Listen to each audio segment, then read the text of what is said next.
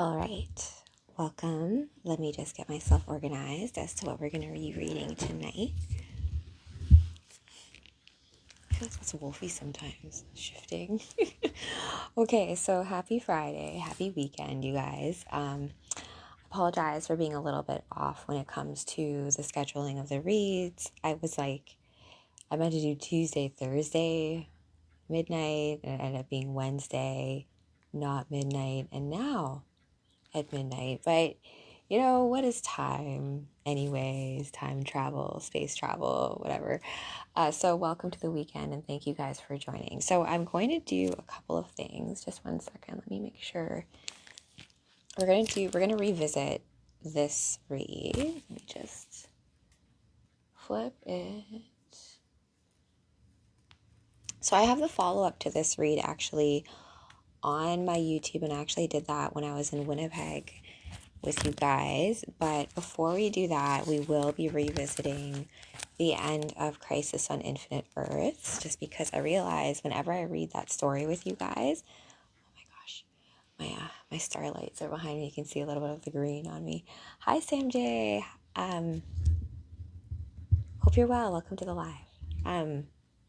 But what I really wanted to start with was I have to return some books to the library tomorrow on Saturday.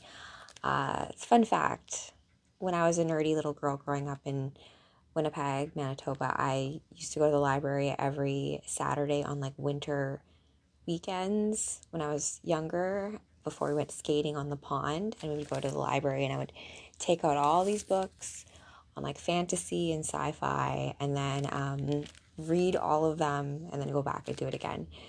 Hi Pokey, welcome. So the power of myth. Gosh, what's going on? I wanted to preface some of the storytelling and the importance of storytelling with this, which I don't know if you guys are familiar with Joseph Campbell, but he was a very... I shouldn't say he came up with the hero's journey, but I think in terms of like teaching about the hero's journey and the importance of things like mythology and sacred storytelling in our reality in this world, part of why I read comic books with you guys. He needed to grow. Wolfie got jealous today. Well, you got to see Wolfie in like full cat form today, Pokey. Pokey's very has cats, right? And I was playing D&D yesterday, and it's a crazy thing, right? I get so emotionally involved in storytelling, and in my campaign, I named my character Mayari after the Filipino goddess of the moon, and I just found some like extra stuff about her. So tomorrow, I'm planning on cosplaying as Mayari and revisiting some stuff from like the manga of Sailor Moon. So I don't know if you guys know that like there's a whole bunch of stuff really, really esoteric about Sailor Moon past like the first season that I loved in terms of like the first dub in the 90s, which I still love to this very day, right? And hi, you guys, I clipped it. Oh, thank you. Thank you for that. Where Wolfie was basically grooming my husband on live television, you know, as doggies do. Hi, Gwen Stacy. How are you? So, The Power of Myth, Joseph Campbell. Just to nerd out with you guys for a little bit, in case, you know, school and education seem really boring or unimportant, I'm going to break it down in such a way that, like, hopefully you get some storytelling and some, like, I like to call it, like, imagination empowerment, right? So that, let's get nerdy. Greco Vision, I love it. I guess there's like a differentiation between nerds and geeks, but that's not for me to discuss today. That's not really the point. I think the point is, when you have a favorite story, when you have a favorite character, when you have all of these kinds of things, it's not like anyone told you to do that, right? Like no one told you what your favorite flavor of ice cream is or what your favorite donut is. Like, speaking of which, if you have a favorite donut or favorite ice cream flavor too, please do drop it in the chat. My favorite, I mean, I have a problem with terms of my favorites because I have a Gemini moon. So Geminis tend to be air sign. Well, Libras aren't like this, but Geminis tend to be very fluid. Let's put it that way, very flexible. And so when it comes to favorites, my moon sign being in Gemini, I tend to be like, oh, I typically do just like vanilla ice cream with like cool toppings on it, right? Like with like hot fudge on top of it kind of thing. When I was younger, I used to love going to like ice cream parlor shops and getting like Super Kid or like Tiger or like the really, really exotic flavors, right? Or donut wise, I was talking about this with you, Gwen Stacy. Like I love apple fritter or like maple flavored stuff. Yeah, that will happen though, Pokey. At some point in time, it's like, well, you know, if you think about it, we haven't entered. It's coming up very soon, the new lunar year of the fire horse. Hi, Dandy Money Man. How are you? Welcome to the late night read. Tonight's read is actually going to be a revisitation to this story. I've read the story that came before it, but we're going to first go back to Crisis. But before I do all of that, we're going to talk a little bit about the power of myth with Joseph Campbell. Now, Joseph Campbell, I don't like to idolize people or like, let's say, avatars or individuals, like even though they are probably very talented teachers. But I first came to Joseph Campbell when I was in high school and learning about the hero's journey, right?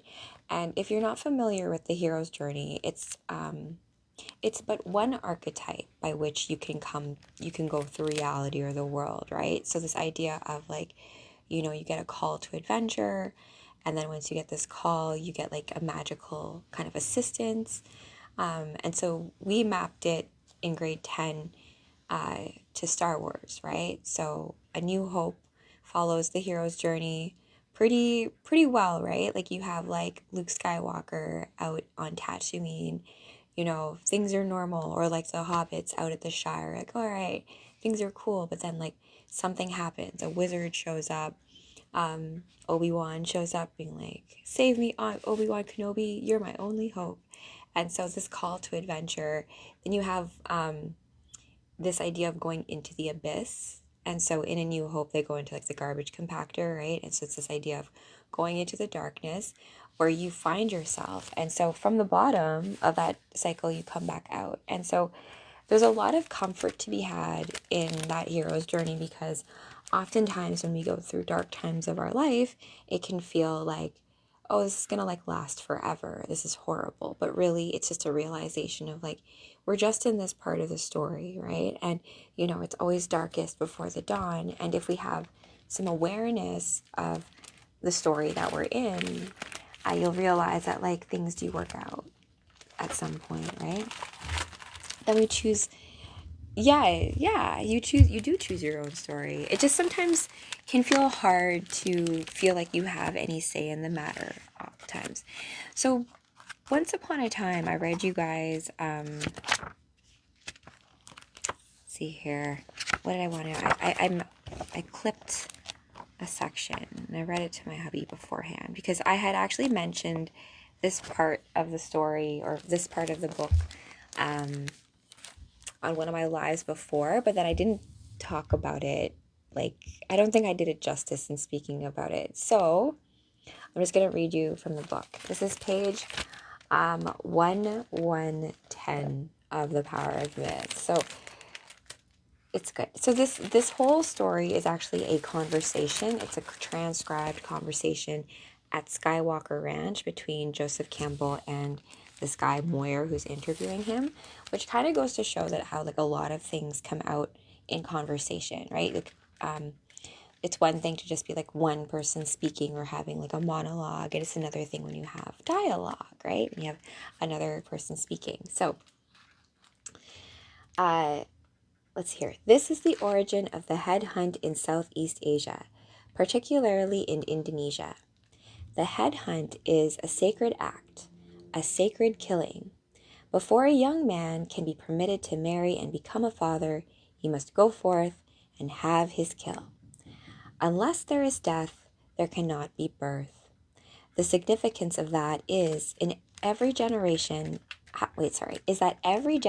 must die in order for the next generation to come.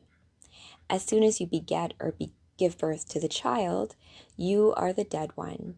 Your child is now the new life, and you are simply the protector of that new life. And Moyer says back to Campbell, "So your time has come." And Campbell says, "Yes, and that is why there is the deep psychological association of begetting and dying." Moyer says back, "Is there some relationship between what you are saying and the fact that a parent will give his or her life for a child?" Campbell says back, I love this story. So this is now it can be said properly. I said it like paraphrasing last time, but it was off the top of my head. And Campbell does a better job of saying this. So thanks, you guys, for joining. This is The Power of Myth, and then we're going to go into some stories that I really love with you guys. A revisitation of this story of Supergirl as Supergirl, Kara Zor-El, right? Hi, Paul. Welcome. And Gwen Stacy, thank you for liking the live. So let's get into it. This is in Campbell's words. There is a magnificent essay by Schopenhauer in which he asks, how is it that a human being can so participate in the peril or pain of another that without thought, why can't I say that right now? Spontaneously? Oh my gosh, he sacrificed his own life to the other. Spontaneously. Oh, there, something like that. How can it happen that when we normally think of as the first law of nature and self-preservation is suddenly dissolved? So let's transport ourselves to Hawaii. So in Hawaii, some 4 or 5 years ago, there was an extraordinary event that represents this problem. There is this place called the Pali, where the trade winds from the north come rushing through a great ridge of mountains. People like to go up there and get their hair blown about, or sometimes to commit suicide.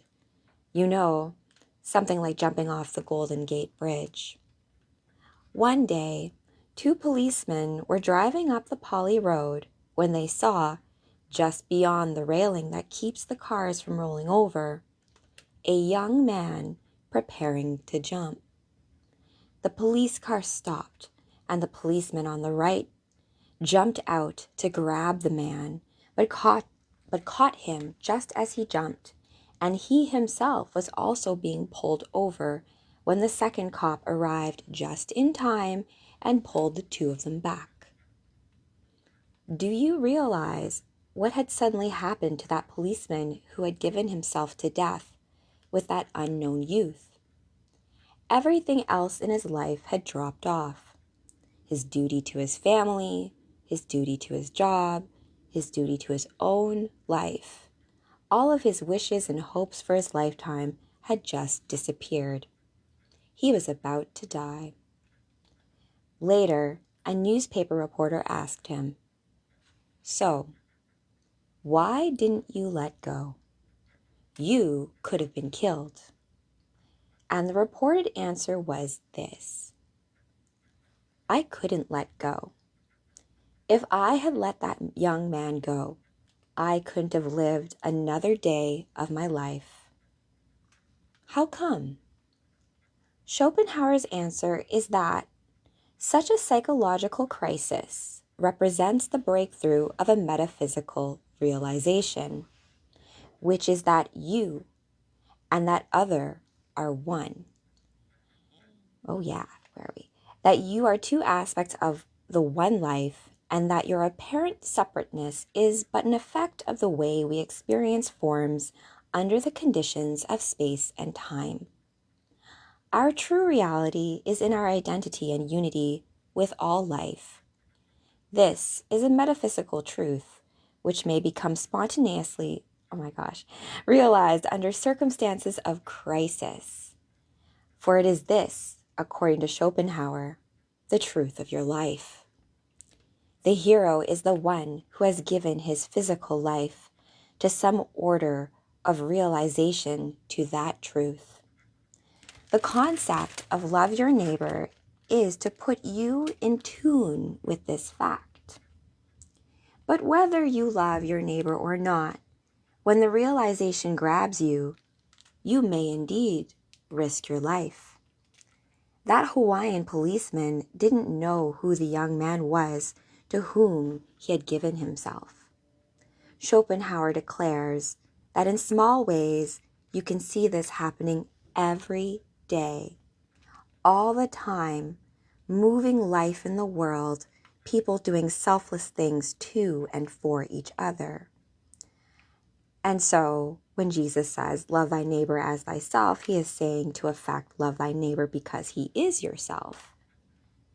There is a beautiful figure in the Oriental tradition, the Bodhisattva, I can't say that, whose nature is boundless compassion, and from whom those fingertips there is said to drop ambrosia down to the lowest depths of hell. And what is the meaning of that? At the end of the Divine Comedy, Dante realizes that the love of God and informs the whole universe down to the lowest pits of hell. So it goes on more and more about all of this. And this is just a snippet of this whole conversation. And I'm not going to get into more of it at this point. I just wanted to preface this with, because what he was saying about crisis, right?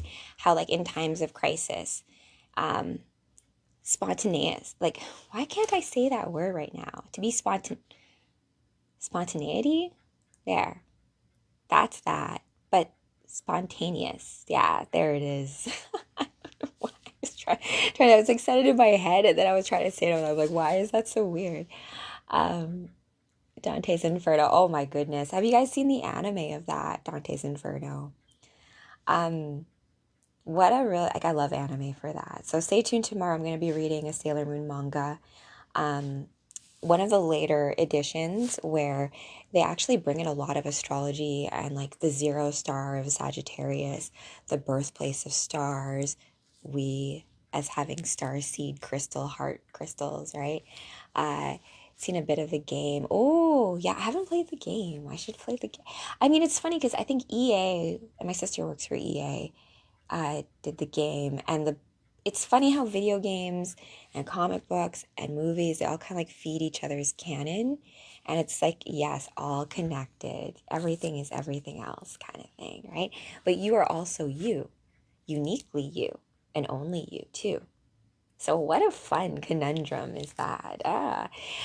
Not meant, I think, for us to really fully realize in 3D land. I think fun for us to ponder, have conversations like this where I don't think it's meant for us to have one answer to it. That's not the point. If we were so simple to understand, wouldn't be quite so fun being here, right? Okay, so the reason why I did that was to preface this read for tonight as well as this one. Now, the power of meth or math? Oh, are you trying to say myth, or is that a typo? Oh, let me go back to this. It's a cool cover, too. I gotta return this back to the library tomorrow, too, as well. It's Joseph Campbell, The Power of Myth. But if you want to look into more Joseph Campbell's stuff, he has a beautiful way of putting together all the different stories in a universal kind of truth perspective, right? Which is, I see the same kind of thing. I look at it from comic books, right? Comic books are very unique. After sure, I basically just live in the library. In my own fantasy novel series, all the libraries are every library in every timeline, like the Library of Alexandria, right, that got burned down. Think of all the scrolls and all the magic and all the information that we should have had that were like burned down. And many libraries have been burned down. Many things have been destroyed where we end up forgetting, right? Because that's why we write things down, because that's why it's known to be knowing things by heart, to know a story by heart, to know. That's why we put things in music or make rhymes about it to help us remember things, right? Because when we forget, that's a big part of consciousness, right? And sometimes things have always been there. We just come to awareness of it, right? So, Crisis on Infinite Earths, I've read you guys a few times, but I don't think I've ever read you the conclusion. Uh, this is like a jump off point for a lot of the other multiverse stories that happen in the DC universe, right? Because up until this point, there is just kind of like creation of all these different worlds and universes. Hi, Zona X, how are you? Well, happy Friday, happy weekend, warriors. We're also in Aquarius season. Happy birthday again, Pokey, Nathan. Aquarius season is a spicy time, and we're coming towards Valentine's Day, and February 3rd was actually mine and my hubby's 11-year wedding anniversary. So 11 years ago, we got married on the beach in Mexico, and we went to the temples and stuff. So I wanted to bring this up because Mexico and the mythology there with Quetzalcoatl and the dragons there and Venus, there's some fun stuff there that infuses with like comic book lore and this concept of like what parts of the story resonate with you in your own personal like game of life, in your own comic book, that at the end of your life, you know, will sit in this beautiful library, which like all of us can come revisit. And, you know, we can come back to this at any time kind of situation, right? Time is an interesting thing, right? It can sometimes feel like we're like trapped in time, but if we didn't have time, then everything would just be happening on top of each other, right? So it's like this idea of like you need a beginning, middle, and end to have a story, and that's a concept of time too, as opposed to being like, oh, it's like 12:24 p.m. kind of thing. Hi, Red Heron, how are you? Welcome to the weekend. Yes, and let's get into it. So I was reading you guys a little bit about the power of myth. There's this definition of a hero that I really like, where it's the concept of like what it takes to be a hero is when you give your physical life over to a higher purpose, right? Whatever that is. It's this idea of what I want doesn't matter. I'm giving it up to, you know, to love, to honor, to hope, to like my brothers and sisters, my family, my friends, right? It's for you guys, right? And in doing that, you realize it's for you too. Like that's the beautiful thing about like anything you give away, you get back, right? And there's like some wonderful universal truths that for a long time, I think, let's say like evil magicians in this reality have been trying to co-opt, but there is a grand correction at play with certain beings who are here to live out certain stories and inspire the right people and, you know, keep things going, right? Because where it feels like there's times of darkness and great crisis, there is a way out. There always is, right? It's just the truth of things, you know? Bad guys hate that stuff. So I have so you can see here I have like post-it notes here for certain parts with like conversations and parts that I like in this. If this was like a class, you know, I've been working on trying to bring the Cosmic Comic Book Club like as a real like legit book club, right?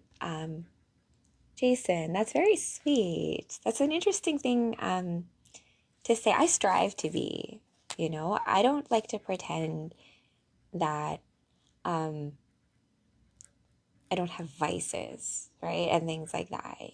I think we live in this culture where, especially in things like spirituality or esoteric stuff, or even fandom like this, like cosplay, modeling, photography, we tend to idolize or want people to be gurus, right? We like prop them up just to like bring them down. Like I would love it if I could get like Britney Spears in my new movie, you know? I really feel for her, like in terms of, I feel for like Amanda Bynes. There's a lot of girls that I like, you know, your mental health going through the churn of what Hollywood must be like, and because I've gone through it on like let's say like a lower level. I'm gonna call it a lower level because your own life is not a lower level, right? It's just like your own personal sphere or perspective of things, and just all the times you have to like put aside what your soul wants in order to survive in the matrix over time, that just like causes fractures and challenges, right? And it can sometimes show up as like physical disease, and I don't think that we have great ways in our society to deal with it. Like, we like to say that we're like tolerant, not, yeah, that we're tolerant of like mental health and like get therapy, but we'll also like laugh at people. Oh, you're crazy, right? Or like, ha ha ha, Brittany looks nuts. Not like, but like they've gone through stuff, you know? So like, why do we laugh at that stuff? And then expect, like, when we go through things, for people to have empathy for us and compassion to us. Like, we get what we give, right? And I just try to do my best for the people that I love in my life, that I can give like my energy to them, right? There's no point in saving the world when, like, you know, the people that you love most aren't like there with you in it. You know, like going out here, going out there, trying to like save the bees and the trees out here and being an activist and going to protest. But like, you know, maybe like go out with your friend for lunch who's like feeling depressed and going through a breakup, you know? Maybe, I don't know, like buy flowers for someone who, like, I don't know, just there are little things we can do every day for each other where we can be each other's superheroes. And I think I want you guys to feel more empowered to do that. And in doing that, we heal ourselves too. It's a fun little thing that happens. So speaking of healing from crisis, we're going to actually, oh, John McNary, thank you for that. And I wasn't really going to go live tonight. I really was supposed to go live last night, but I D&D on Thursday nights. And so sometimes we go late and we're coming to the end of the story in Forgotten Realms. So it's been hard. So I might have to like revisit how I do that schedule. We'll see. And Relax Junior, hi, welcome to the weekend. Some of my great aunts, it's almost their 90 soon. Gwen Stacy, that's cool to have that in, to have people in your family still alive who remember a time before time kind of thing. Because I know I love stories like that, and sharing stories, and, you know, all like your genetic code stories that exist in you and stuff. And, you know, there's something to be said about how we remember things in our head, right? As they stay in our head, and then versus when we get them out, right? Either by talking, like dialogue, having tea and conversation, or by like, you know, writing it down. But there is this idea of sometimes, like, even if nobody else but you reads it, just to get it out in like from your head outward, just so you can actually maybe look at it and deal with it, right? My granny will be 73. Ah, happy birthday. That's soon, 10th of, yeah, very soon on Tuesday. I don't like being the dungeon master, Pokey. I don't. It's a lot of responsibility. You gotta be all the NPCs, all the stuff like that. But I have my own homebrew astrology D&D game that I'm working on that's based on like my own book, but that's been taking a long time to like put together with all the other projects I have on the go. So anyways, thank you. I'm not even a spicy type either. It's true, Punky. I call it game master in my story. So let's it's if you are not a big comic book person, I do recommend you guys watch the animated movie. I think it comes in like 3 parts of Crisis on Infinite Earths. It came out, I think, in 2023, 2024. There's a beautiful tribute to Kevin Conroy, was one of the animated voices of Batman in it as well. And it changes quite a few things, just because I've noticed, like, I can have a lot of forgiveness for how like things are done in live action, even animation that's not true to comic book, because comic books are truly a very unique medium, right? Because a lot of it, the focus of it is dialogue, and everything else is just given to you by way of illustration. And illustration is a lot different than when you're trying to do something video, right? Like being a photographer versus being a cinematographer, related but also different, right? So let's see here. Let's just go into it. We're going to end off here. We're going to have now we're going to go into the conclusion of Crisis on Infinite Earths. Oh, Jason, thank you. Love that. My prairie girl self and my future ranch thanks you for that. I have a dream for that. Okay, so Crisis on Infinite Earths. Let's go. The conclusion. Death at the dawn of time. That's dramatic, no? Brainiac is destroyed. Now, Simon says Luther must die as well. You two really had a scheme going on there, didn't you? Not nice, Luther. Not nice at all. Recruiting all of us so-called supervillains, sending us to take over 3 of the Earths and to battle their mightiest heroes. And no matter which side won, you intended to pick up the pieces and rule by yourselves. Which is what villains usually do, right? Like, that's usually the plan, right? Like, they're like, okay, we'll work with the heroes, and then after we save reality in the universe, we'll just take over and we'll have it for ourselves, right? I am so into it. Trust me. I'm gonna hopefully stream the next week's my D&D campaign. So in my D&D campaign, I have my character Mayari Moonchild. She's a moon elf, and she has an older big brother named Apoloki, and it's based on Filipino mythology of the sun and moon god and goddess and their brother and sister, and they get into a fight.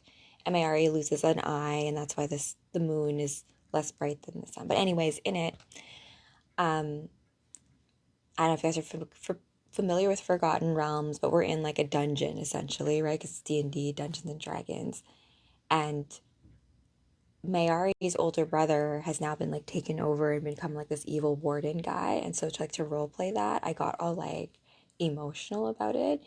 I Dungeon Master sent me a message later, like the other thing is, are you okay? Like, I hope, like, I'm like, yeah, I just get into it. That's all. Because I can just imagine, like what it's like, like any of those stories where like there's like alien takeover, or like they become zombies and then you're like, you're not the person that I know anymore, or they become vampires and that kind of thing. My girlfriend turned into the moon. Yeah, that's a common story. It's a common myth. Like that the moon is actually a goddess that's watching over us, and she's just, if you need her, she'll like come down in like an avatar kind of thing. So, continuing onward.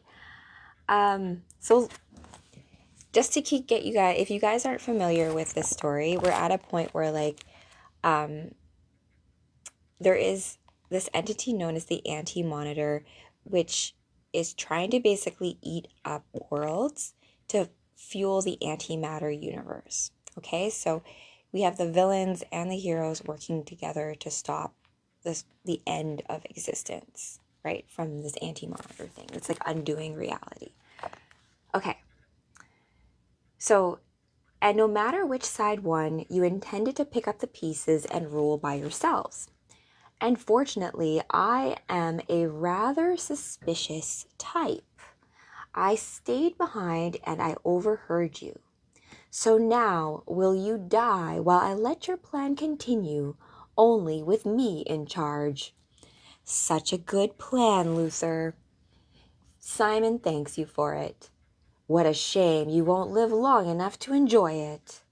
And then down here we have like the monitor tapes, which kind of have like these flashback sequences of all these universes and worlds that used to exist before they got like eaten up by like the anti-monitor and the antimatter universe, right?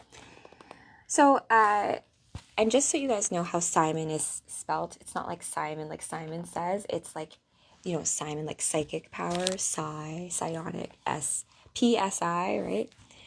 Who is the most famous painter? To you or to me? Wolf? Who's your most famous painter? I mean, it could always be like Van Gogh or, oh my gosh. I wasn't a big art student. I was more into like Shakespeare and like Marlowe and poetry and stuff.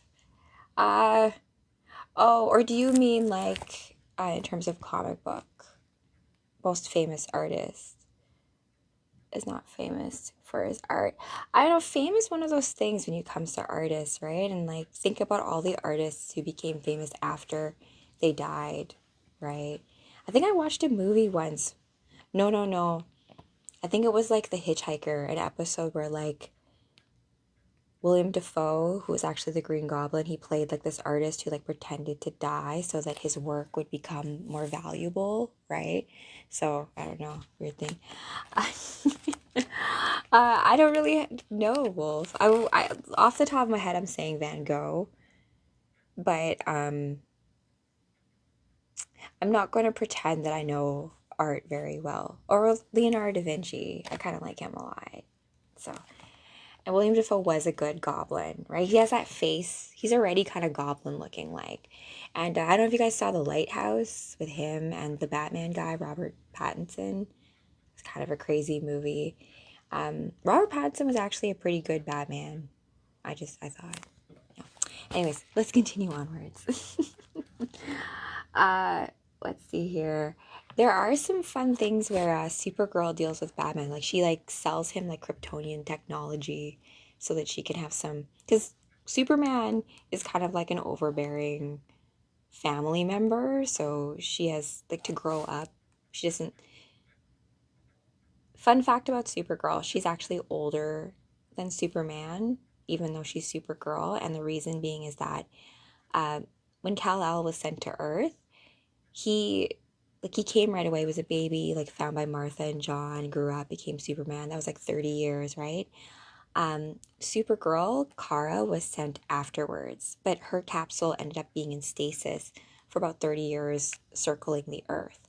And so she stayed about like 16 years old while Cal grew up and became like 30, right? So that's like the weird thing of like she has memories of him being like this little shit, this little baby, and now he's like grown up and become the super, and she's like, and you have powers and I have powers. It's like a crazy thing. So I hope in the Supergirl movie they address kind of like those kinds of differences between um Cal and Kara, because that is a cool way to kind of show the expression of like how, you know, your character type or character development happens based on like environmental factors or like even in yourself, right? If you have like certain talents and how those end up, you know, becoming honed or experienced, or how you use them is based on a lot of like things or other things besides like, you know, one way of going about it. Okay, so nor shall you, Simon, and then there's a big blast to the head. Ah, this ship is part of me. Each circuit interfaces with one of mine. I monitored your presence from the moment you came aboard. You could not hide from me. You're a fool to think that you could. Brainiac? But I saw him destroy you. No, I transferred my data into my ship's computers. Only my outer shell was destroyed, and I was able to command the living metal of this vessel to form a new one. Oh, hello. Oh my goodness. Let me just make sure I can read your name. Hi, Drew. And Lion Man 22. I like the encoding of your guys' names sometimes. Brando, thank you for following. And oh, my fan club is growing. And as I went off on a tangent before, I told you guys how like trying to work on the Cosmic Comic Book Club where we have like a read, and this story, Crisis on Infinite Earths, oh my gosh, Sono X, it's like we were on like the same wavelength. I was about to just say like this is one of my favorite storylines, and a lot of people are like, isn't Supergirl reading Crisis on Infinite Earths like Supergirl reading her obituary? I'm like, yes, but it's the biggest story where Supergirl shows that she's a true hero, right? Because she gives herself up, because it's about protecting Superman. Supergirl knows how important Superman is to Earth, right? So she's willing to give her physical self up in order to protect him. Plus, she loves him. So there's just like that too in terms of like protecting, right? And doing like big sister things, right? And doing what you can to help your friends. And just even when like Barry came back in Final Crisis, he like is telling Wally, he's like, it was never about me coming back, Wally.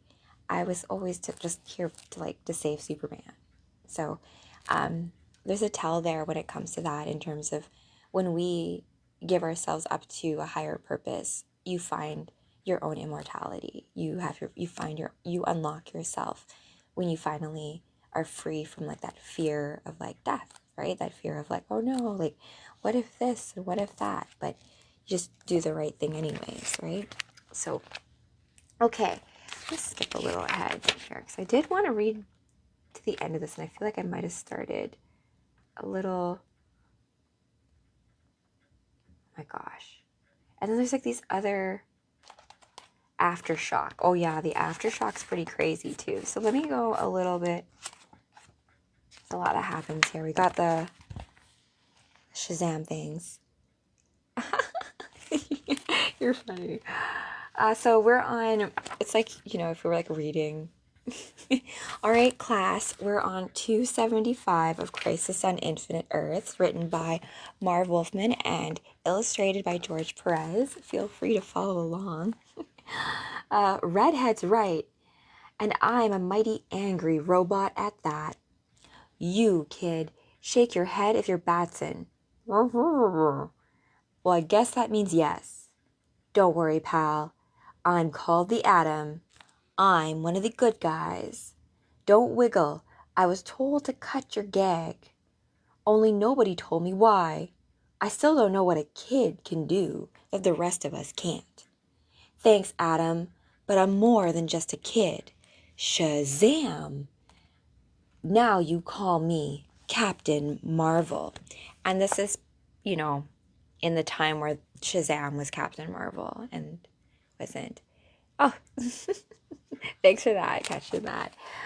And then down here, it has like a lot of what they call the monitor tapes, which are like flashbacks or like memories, recordings of like the worlds that have passed or been eaten up by the monitor prior to this time, right? So in the 30th century, the Anti-Monitor destroyed Tacron Gallios, the prison planet, into a universe already doomed.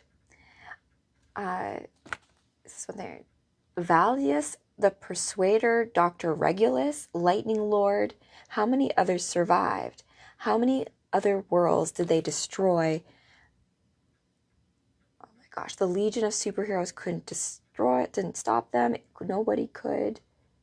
Oh, okay, I think this whole thing under here is like a whole story on itself.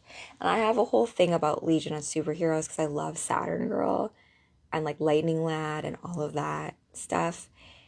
Legion of Superheroes actually inspired the X-Men. So that's a fun thing about how the worlds work and how we inspire each other in creation.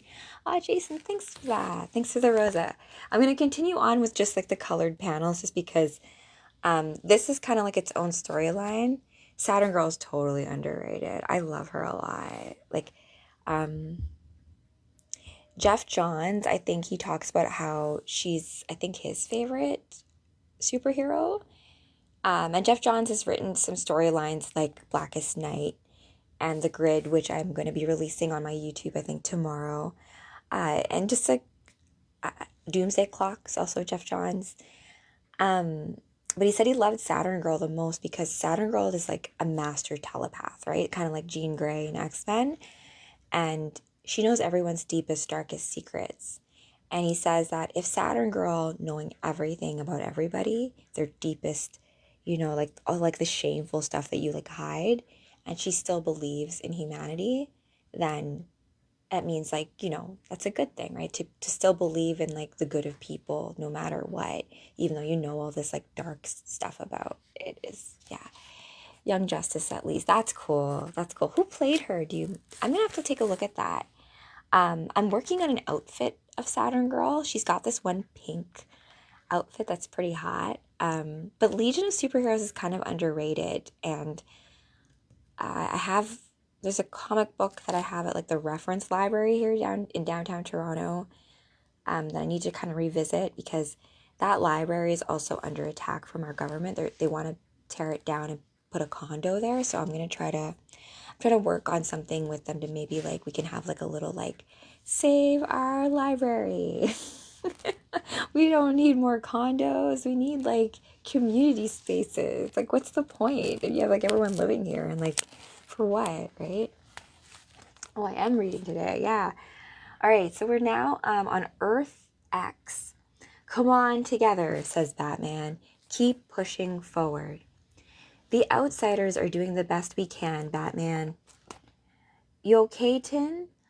Hawkwoman, I think I've been better. Vixen, watch out. So they're just doing their best at the end of the time of the world to protect the world. Good Lord, I've never seen an energy influx like that before. Hold on, something's happening. Holy Hannah, do you see that reading? What is it? And then you can see Spectre here, like reaching out to the world, you know, because it's kind of like a cool trippy image, right? He's like, oh no, stop. Stop. You must cease this mindless battle. For while you fight, the end of all the universes is at hand. Hear the word of the Spectre and learn what you must do. The Anti-Monitor still lives, and now he seeks the destruction of all life. He has fled from his era. Oh, so he's fled. So they're running through time now, right? He has fled his era and returned to the past, before life evolved, before the earth was even formed. He has traveled to the very dawn of time itself. From there, he will change the course of all time. No longer will there be positive matter, only antimatter will prevail. All Earths, all universes, all life will be eliminated. While your foe remained in the antimatter universe, I was powerless, but I saw, I observed. The Monitor recruited all people, heroes and villains, not to fight amongst themselves, but to combine their awesome powers. Half must travel to the beginning of time, and the others must go to the planet OA, where history must be changed. There must be cooperation, or all life is doomed to non-existence. Decide now. There will be no second chances. So they're like fighting amongst themselves, and he's like, you know, you gotta work together here, or like there will be no reality to even live in, right? We can still have some leverage, a world or two for our participation. And Brainiac says back to Luthor, well, perhaps, Luthor, but should they refuse, we will all be eliminated. This organism cannot accept that possibility. Call in our warriors. For now, there must be cooperation, but only for now. Oh, Jesse R., thanks for liking the live. Welcome. We are reading the end of Crisis on Infinite Earths. I've realized I've never actually read you guys the conclusion in all my reads with you guys. Okay. They meet on the great barren wastelands of Earth One's Death Valley. Rip Hunter brings his time sphere, the Legion of Superheroes, their time bubbles, the Lord of Time, his temporal transporter. More than 100 have come here, waiting for the word. I'm frightened, says Lois. I think this is Lois, yeah. And because this is like older Superman, right? He's like, guys, like silver stripes, you know? More mature Superman. frightened that I'll lose you, and scared that I'll never see you again. I want to come with you. Lois, as much as I wish it, I can't bring you. I love you. I don't want to lose you. And I love you more than I can say. You've given me so much. I can only pray that I have returned that happiness. We won't be apart, Lois. I can promise you that. But I do have to do this. It's as simple as that. I know, but I don't have to like it. But I also know what I was getting into when I married you. You're the world's most relentless Boy Scout. And I know my problem too. I wouldn't have you any other way. I will say, I love you. Just please, please come back to me. What you're talking about, Spectre, is changing history. This can't be done. Lord knows I've tried to. It can be Superman, but only at the dawn of time. Who is she, Celinda? She wears the costume of Dr. Light. I do not know, brother, but I don't like her. She shows contempt for all of the fearsome five. Space Ranger? Kryl and I diverted all of my ship's power to your time sphere. The Legion's ready to begin when you give the word. Indeed, so is the Lord of Time. Everyone ready, Spectre? Good. Then we can begin. And then the two Supermans, like younger Superman and older Superman, are here. This has got to work. And they're talking to like the one good Lex Luthor, like Alexander from like Earth 3. We learn about him like earlier on in the story. Easy, my friend, easy. Oh, I'll rest easy, Kal-El, after the anti-monitor is destroyed. You fit the converter on tight. We can't afford any mishaps right now. I still want to know what happened to the Flash. Why haven't we found him? Where is he? Something else is wrong. Something else is worrying you, Kid Flash. And what is it? Nothing, Wonder Girl. What could possibly be wrong? Let's get this show on the road. Wait, I want to join you. What? Another one of him? Why not, Peacemaker? Please, I'm Superboy from Earth Prime. You have got to bring me too. Only this one kind of shrunk in the washing. Well, I guess it's Superboy, not Superman, right? Earth Prime? I have never heard of that Earth.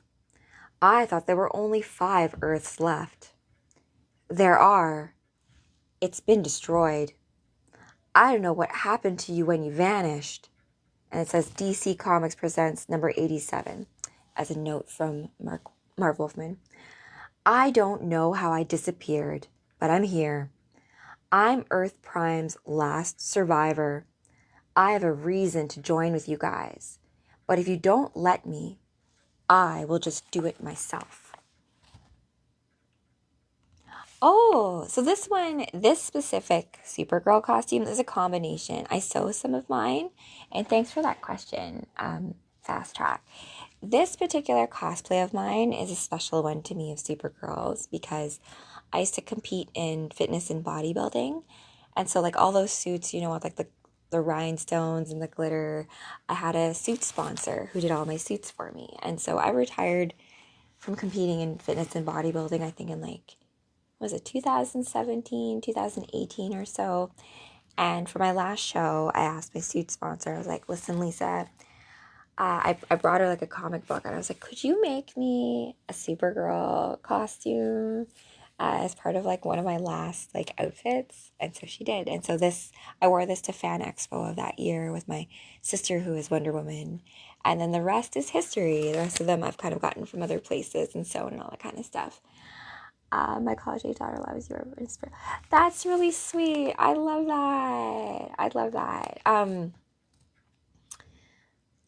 I just got full body tingles about that. Because this is cheers to also like me growing up, and I had some really awesome uh, superhero females in my life, you know, and we get to embody them in different ways. And my way of loving these characters is getting to put them on and, you know, feeling what it's like to be Supergirl, right? And, you know, when times are hard, it's not easy to do the right thing all the time, you guys. You know, it like, especially when like no one's watching and no one would know otherwise, right? If you took the easy route, or you just, you know, who would know if I just like dust like the dirt under here, like, right? But in the grand scheme of things, if you do take like the extra effort, you go back and go like, you know what, I'm gonna like double check my work. I'm gonna like check in. I'm gonna just take the breath, take the time, do good, right? And do your best, whatever that is, and not by anyone else's marker,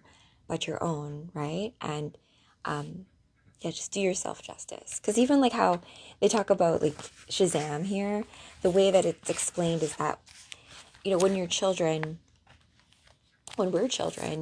it's a lot easier for us to, like, we're not jaded from experience, right? We have this beautiful belief in things like working out. And that's the funny thing. That's actually true. We just get like really confused and like forget and like all that kind of stuff. Oh my gosh. You know, fast track. I was that person on the school ground. you, you beat my friend up, you make fun of my friend, I'll beat you up. Right? I mean, and that's just the way it is. I was lucky enough to not be bullied, but I always felt very uncomfortable. Like things like like sitting, you know, like lunchtime, like sitting in the cafeteria, who do you get to sit with at lunch, picking partners in class, um, being picked on the teams and stuff. All these things that gave me such anxiety. Right? So, yeah, you know, I think many of us who have found comfort in the stories of like superheroes, you also realize a lot of these super powered heroes, they were also bullied in high school. Like Barbara Gordon, bullied in high school. Like every, like just Peter Parker, you know, like it's like, sorry, I'm nerdy. Sorry, I'm myself, right? And so it is a true act of courage to really just be yourself and love what you love, even though it's not cool or trendy or any of this kind of stuff, right?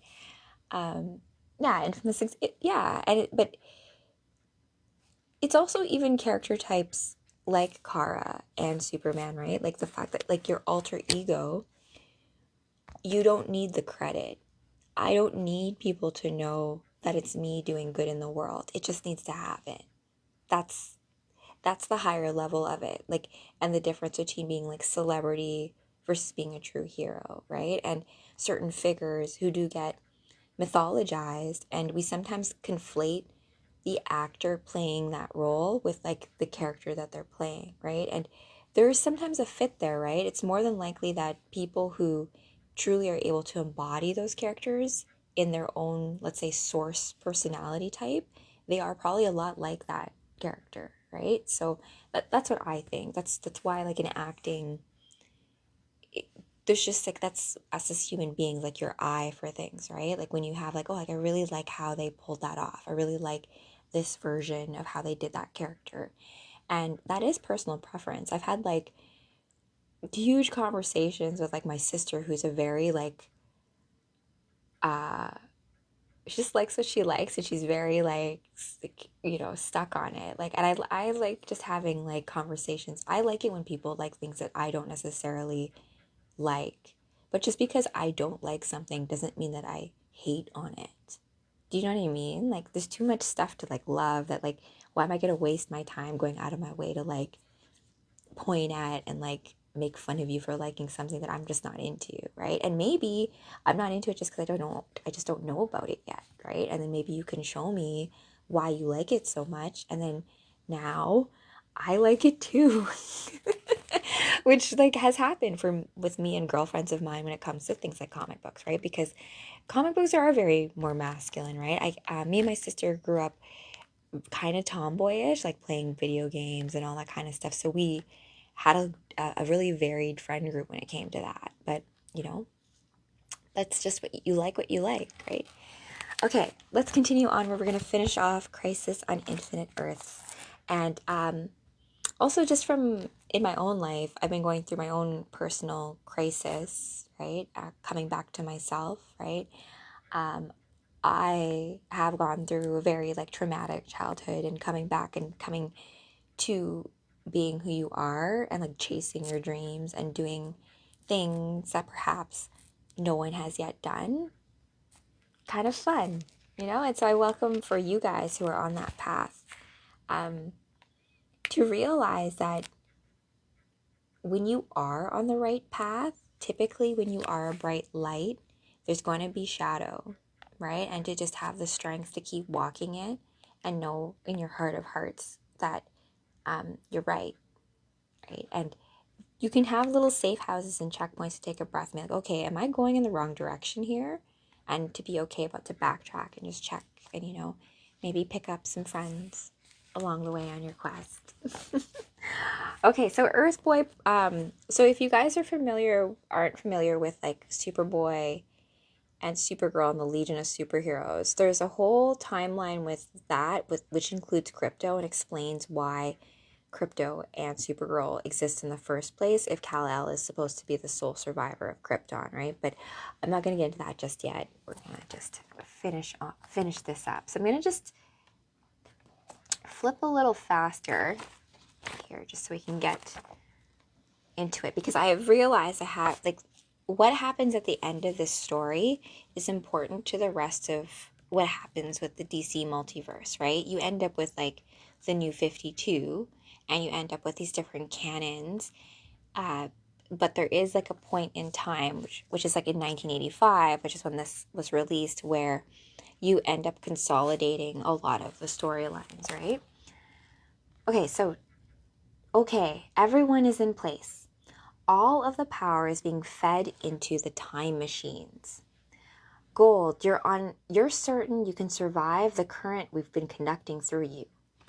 Dr. Magnus believes so, Dr. Hunter. That's good enough for this metal man. Then, our prayers are with you. Are our electricity-based volunteers ready? A few are a little edgy, but we're all set. We need all this power. And our magnetic friends are in place too. So see how they have the different powers, like the electrical people, the magnetic people. So you're going to make electromagnetic energy to deal with time. Haha, learning about science through comic books, right? Time travel. So, you sure you're okay, Wally? I said I was. Let's do what we have to. All electrical power on. Ah, more power than I imagined. But I can't give into it. I can't. I have to focus all that electromagnetic energy into the time spheres. There are 2 points of focus, 2 eras to be traveled to. The Lord of Time begins his movement. Aboard his ship, dozens of supervillains crash through the temporal barrier to a time 10 billion years in the past. Flashes, get ready. Do your stuff now. They don't know, can't know. The faster I go, the faster I'm killing myself. But this is more than just Wally West, Kid Flash. Alex, hold on. This is it. The magnetic field erupts with energy. If all those years with the Flash or alongside the Teen Titans taught me anything, it's that some things are more important than your own life. Opening the door into time. In space, They have all vanished into the past, moving to the time before time begins. Chances for success, 0.000362. My chances for survival, 0.00436. Those are very low chances. I must shut down all biosensory functions should my physical presence be eliminated. There is still a 0.043 possibility that my electronic intellect can survive. And beneath the 7 seas, Mira? Lori? She's all right, isn't she? So this is in Atlantis. No, she's dead. You're going to tell me Tula's dead. Do something about it. All those people have superpowers. They have to be able to help her. They can make her live again, can't they? They can. They can. Gareth, nobody has that power. I'm sorry. But I loved her. I loved her so much. I've tried going to the dawn of time, but I've always failed. Even I don't have that sort of power. But now, with all the electromagnetic energy of those heroes and villains pushing me forward, nothing is impossible. Nothing. Superman has to get me to the past before all the others, so I can open the door to the antimatter universe. But I'm scared. It's all up to me now. It's all up to me. No pressure, you know. There is nothingness here. Nothingness without end, without hope. And they have emerged into this nothingness, this time, before thought, before creation. The Anti-Monitor. I have been awaiting your arrival here. Indeed, I have been disappointed that it has taken you this long to find me. Or maybe it's a trap. Oh no. Go back quickly. For heaven's sake, don't stay here. He has me trapped. Don't let him capture you too. I caused this. Oh my gosh, Pariah. I brought the Anti-Monitor back to life even as I destroyed my own universe. Don't worry about me. Destroy him. Fool, you did nothing but open the antimatter portal to the dawn of time.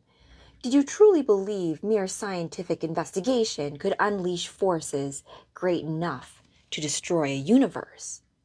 No, but I took advantage of your experiment. I converted the antimatter into energy, which I focused into your universe, destroying those worlds to gather even more energy. Only then was I powerful enough to break free of my prison and to spread my rule. I didn't kill my people, my world, my universe, asks Pariah. By the Creator, Pariah didn't destroy my family? No, but I shall use you to destroy all of existing life. Then, at last, I shall be free to rebuild the antimatter universe in my own image, like any good tyrant, right? Don't believe it, Monitor, says Superman. As far as I'm concerned, you're already dead. Attack! And they do, 50 strong, the most powerful beings who have ever lived, or who will ever live. Combined, their powers could decimate a solar system. But the Anti-Monitor has absorbed the total energy of his entire universe. Batman, we haven't got any powers. What can we do? And Batman says, we can share our courage, and we can give them hope. Oh, we reached. Oh, you. Thank you for the heart me. And we have completed my fan quest. Yay, Cosmic Comic Book Club friends. I'm Supergirl, Kara Zor-El. We're reading the finale of Crisis on Infinite Earths. So we have 50 strong villains and heroes teaming up together. They're at the dawn of time to stop the antimatter, the anti-monitor from destroying all of existence. No pressure, we got this. We move forward from the dawn of creation to a time only 10 billion years ago. Do whatever you have to. It is to this time and place that Luther has brought his warriors. We must reach Krona before his experiment creates the multiverse and the antimatter universe. To the positive matter universe and the planet Oa. These Oeans are expendable, and Krona must be killed. I do not know who those humanoids are, but they attack us. They must not destroy our property. And yet, I sense they somehow wish to help us. Perhaps they do. But that is not of any immediate concern. We have our property to protect. Ah, my head! It feels like it's exploding. What are they doing to us? This group is now harmless, but there are others still loose. This is it, Krona's laboratory. This is where he accidentally created the multiverse. Malador is ready. Nothing can stop me now. Give me a break, Mally. The toughest part is still ahead. Speaking of which, Krona's screen, the one which he saw the hand we were told about. What hand, Mirror Master? Who cares, Icicle? It's not important. Stand back, pals and gals, while I use my specially prepared mirror to shatter that screen to sharp shards and smithereens. Hold it there, wise glass. Who better than the Icicle to put this infinite Earth scheme on ice? Oh my gosh, are they competing in like catchphrases? It's kind of funny. You two argue while Malador smashes that screen. Dolts. Did you really believe I would leave my laboratory unattended when I'm so close to success? If the others promised you riches to stop my forbidden experiments, you have just received your reward. Death, total, final, and everlasting. Ooh, craziness. I'm powering through just because I want to finish. And I started late. So thank you guys for joining. We're going to get to the end of this, baby. Here we go. I led you fools to the dawn of creation. I waited here until you appeared. I needed you. I needed your life forces. I needed your energies. Oh, thank you, my R2D tote cup. Perfect for like hydration juices. R2D2 is like your ultimate, like all through the Star Wars movies, your friendly help to open doors, unlock things, that kind of stuff. Okay, so for I expended my own in breaching the walls of creation. There, your own energies shall change the course of history, for only here, before creation, can the future be changed. When Krona taps the cosmic forces opening the door between matter and antimatter, it shall be my hand he sees, my hand which shall destroy the positive matter universe, multiverse, for now and forever. My hand which shall make the antimatter universe supreme. You fools have given me the power to change the course of history. The multiverse will no longer exist. All life will be destroyed. After 10 billion years, I shall be victorious. And Pariah's like, in the animated movie, they kind of make Pariah Constantine, which is kind of fun. We'll revisit that, I think, in the future. Okay. No, you can't do this. You can't. Stop him. Somebody stop him. But nobody can, for it is their power which holds them back, even as it shatters the portal between matter and antimatter at the very dawn of time. But then I feel a force resisting me. Who cares? I dare, cruel one, and I will stop you. Yay, Spectre! So he's like, okay, this is enough now. Existence, not on my watch. As you have absorbed the powers of those great earthly heroes, the Spectre shall absorb those of the sorcerers. Their magics flow into me.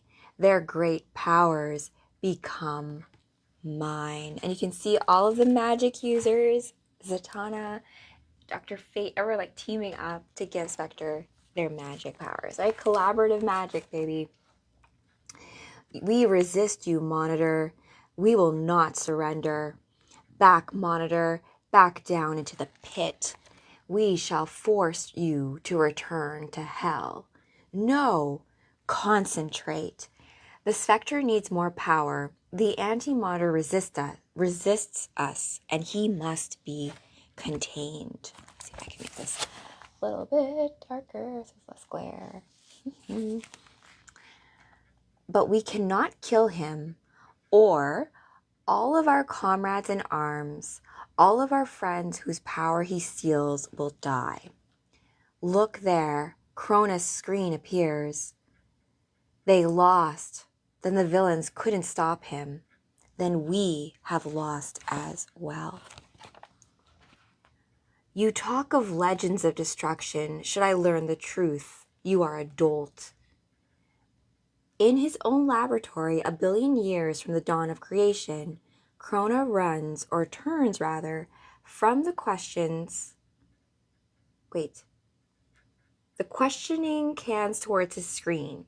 Now, Krona, open the portal, peer back to the dawn of creation. Do it now, now, now. No, we have not lost. Not yet. Thank you. More power. I need more strength. More. The energy explodes inside him. It rips through his being and his mind, through each and every atom. The Spectre screams in pain. He is a funnel, a conduit. More energy pours into him. More power funnels through him. He sees worlds that have never existed and never will. He sees shapes and colors and patterns and concepts undreamt of, unseen of, unknown of, even by his master. And the Spectre screams again.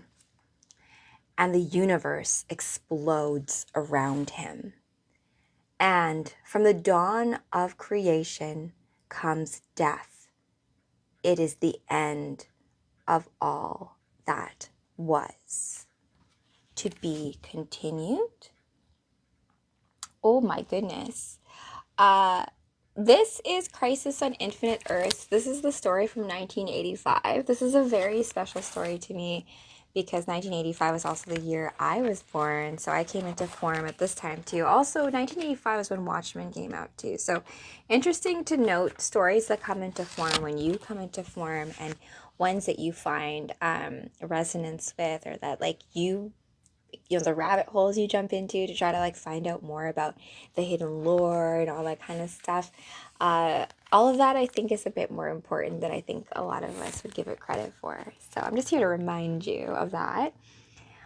So let's read a few more panels. I thought I would be able to finish it, but maybe not. It's getting a little late. All right. In the beginning, there were many, a multiversal infinitude, so cold and dark for so very long that even the burning light was imperceptible. But then the light grew, and the universe, the multiverse, shuddered, and the darkness screamed as much as in pain as relief. For in that instant, a universe was born. A universe with mighty worlds orbiting burning suns, a universe reborn at the dawn of time. What had been many has now become one. Aftershock. It is a sunny morning in Metropolis in 1985. Coffee and tea begin to brew as yawns replace snores. And in apartment 3D at 344 Clinton Street, oh, what a horrible dream. It was the end of everything. My Earth, Kal-Els, all those others. But it's obvious everything is the way it's always been. I'm home and, what's with the decor? Did Lois redo the apartment while I was... Wait, where have I been? I must have been exhausted. I can't remember anything. Lois probably went to work and let me sleep late. Obviously, I needed it. What a bizarre dream. Clark, you're getting old. Maybe it's time to think of retiring, or at least taking some time off. Power Girl can pick up on the slack while I'm gone. Could use some time away from the Daily Star, too. Too much pressure. So they call it the Daily Star here in his world, right? Daily Star is closer to like the Star here in Toronto. And remember, Joe Shuster from Toronto is the illustrator of Superman. Fun. Too much pressure. I became a reporter to be on my own. Being the editor of the Star keeps me in board meetings, making business decisions from 8 to 8. Well, like the young people say, I knew it was a dangerous job when I took it. Is that what the young people say? I don't know. Nothing new, I see. Tensions in the Middle East. Inflation is up 1 point. All is normal. Normal and boring. When are things going to get exciting? Be careful what you wish for, Clark Kent. It just may come true. Great Caesar's ghosts. Who in blazes are you? What are you doing in my office and my chair? Take a look, pal. See the name of my drawer? It says White. Perry White. Not Joe Schmo or who the heck you are. Perry White? This must be Earth 1. Now, unless this is your name, get out of here. I heard the commotion. There you are, Uncle Clark. Kent? I should have realized you would be behind this. What is going on here? I'm sorry, Perry. This is my Uncle Clark. The one I was named after. Please, Perry, don't mind him. I told him I was, more than just a reporter here. I said I was an editor. You understand, don't you? No, I don't, Kent. And what's more, I don't even care. So that's Clark's uncle. 2 peas in a pod, I see. Absent-mindedness runs in the family. Nice to know there are some consistent things in the universe. Lois? A few minutes later, I thought it had all been a dream, but it's true. And somehow I appeared on Earth 1. No problem. I'll fly with you to New York. The warp zone bridge between the Earths. The sooner I get home, the happier I'll be. It's been too long since I saw Lois. And the two of them fly off. You know, you ought to consider settling down with your Lois. Nothing like a good marriage. Okay, I'll keep that in mind. I'm still puzzling over what happened. We were at the dawn of time. I remember a duel between the Spectre and the Monitor. The next thing I recall was waking up in my office at the Planet. Like nothing ever happened. You say nobody remembered the strange weather the Earth suffered? No, but I found reference to Kara's death, that she died fighting in some battle. They know Supergirl died, but not how. Strange. There's no Washington Square, but there's the police corridor to keep people out of the zone. What zone? I don't see anything. Curiouser and curiouser and and little Alice. There's some policemen. They'll be able to help. Superman? Hey, this is great. I'm Jerry Thomas. Wow. Meeting Superman himself. Wow. Officer, what happened to the police corridor? Corridor? Sorry, Superman. Nothing like that was ever here. Nothing like that for the last few months. Hey, Gotham Bitch, and this is the thing where I'm going to end it. So the aftershock, just to explain what happened, we started the story, right, with a multiverse, right? Lots of different Earths. The Anti-Monitor came, and he, like, took out most of it. But what ended up happening is that all the Earths consolidated into one Earth. So what you'll end up finding is that this Superman did not end up on Earth 1. He ended up in the consolidated universe. And lucky for him, his Lois, they ended up saving her because she's like the older Lois. They like put her in like a little pocket universe and like, because like, of course, right? Oh yeah, it would be. But like, you know what? They've failed to do this many times live action. The animated movie of this where they involve Constantine as Spectre and the concept of what it means to consolidate those universes. And Lois says something really nice to Clark before they go into that universe, right? Because there's like, you know, infinite Superman, infinite Lois Lanes. And so like, what about my version, right? My version of you, right? And before they go into like the consolidated world, Clark and Lois look at each other, and Lois says to Clark that, like, if there is a Lois and there is a Clark in this universe, trust me, they will find each other, and I will find you. Because that's just the way it works. All right, guys. So thanks, you guys, for joining me for this read of Crisis on Infinite Earths. Kind of the conclusion. We went into the aftershock a little bit. We'll talk about that a little bit more going forward in terms of time travel, but this is where I'll end it. So I hope you guys have a beautiful night. Thank you for joining me. And remember, it takes true courage.